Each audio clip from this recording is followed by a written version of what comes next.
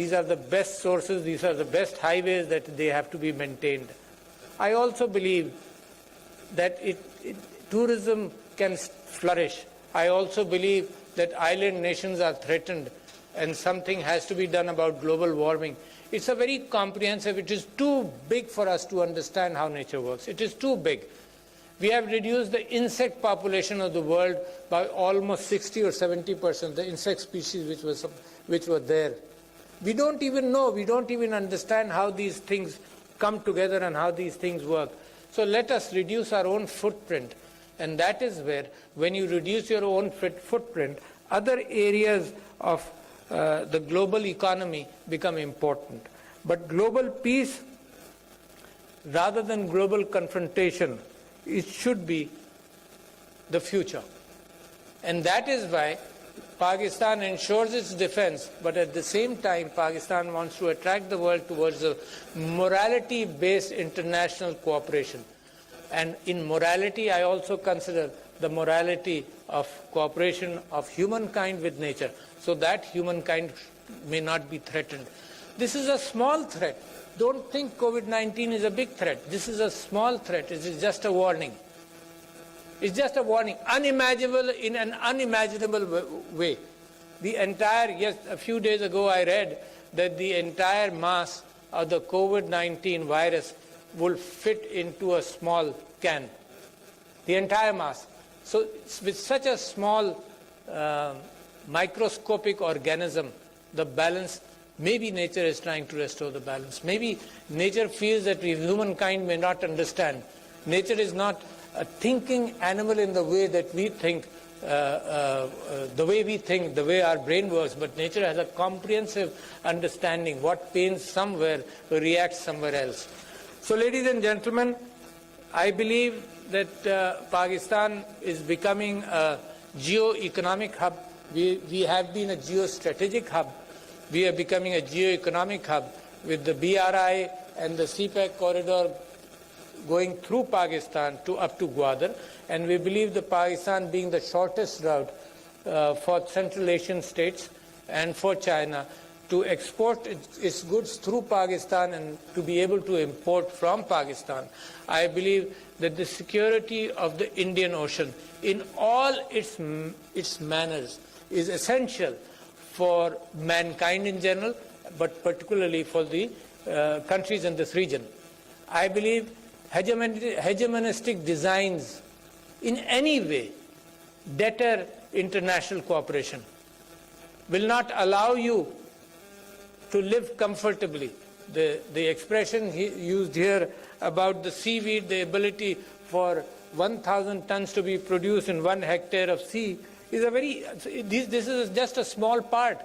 When we looked into the oceans, we realized for the first time that our own belief that the only way life could live or life could be was with an oxygen carbon dioxide cycle.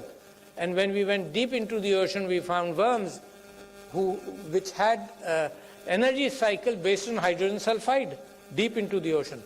So the ocean has so many mysteries which can still be solved, so much volume that it gives opportunity for mankind to live together with it and even to exploit it for its needs, but not irresponsible exploitation, the way the world can be damaged by this.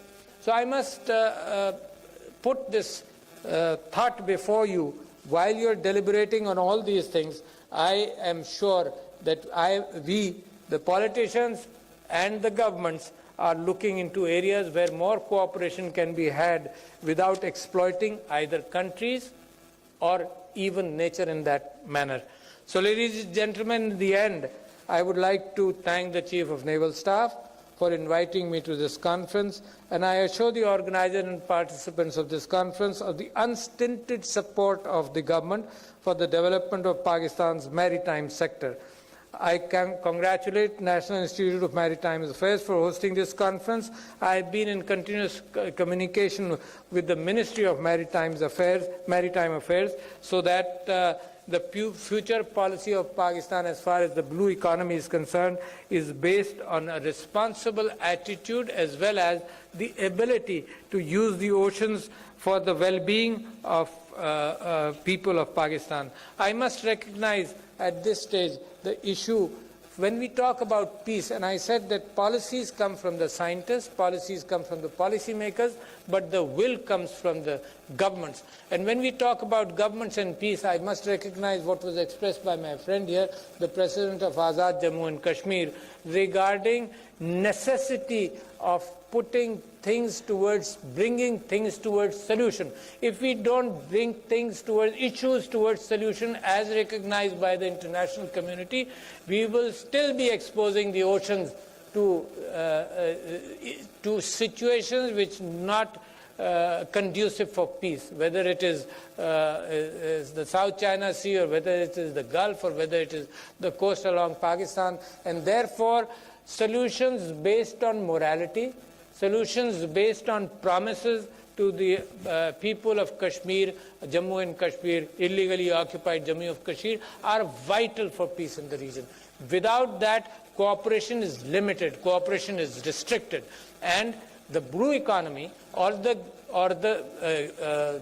brown economy of the nations all depend on peaceful cooperation. So the primary thing is peaceful cooperation, and secondarily, we must ensure the fact that this cooperation leads to prosperity of mankind rather than exploitation of mankind. So thank you, ladies and gentlemen, for affording me the opportunity of speaking to you on this important issue.